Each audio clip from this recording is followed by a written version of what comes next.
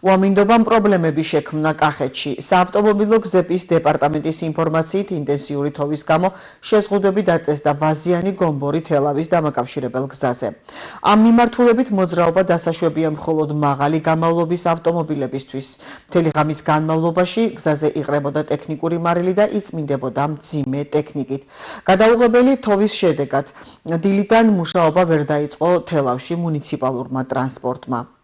თოვლი გვაქვს თელ კახეთში, თუმცა ამ ეტაპზე ჯერჯერობით ნალექის თოვლის საფარი დიდი არ არის, ამას ემატება ისიც, რომ არ გვაქვს ყინვა და დადებითია ტემპერატურა, ამიტომ გზებზე, საავტომობილო გზებზე შეზღუდვები ჯერჯერობით არსად არ ფიქსირდება. ფაქტიურად ყველა ქალაქში ჩვეულებრივ რეჟიმში მუშაობს ასევე საზოგადოებრივი ტრანსპორტიც.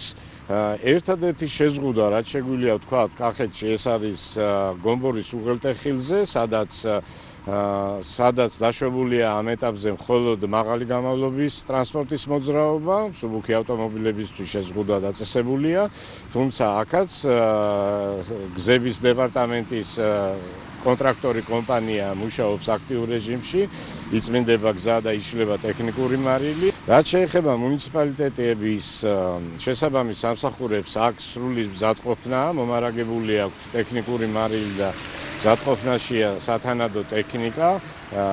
არის მცირე მონაკვეთები, სადაც უკვე საჭიროა გზების გაწმენდა და აქ დაწყებულია, მიმდინარეობს ეს სამუშაოები.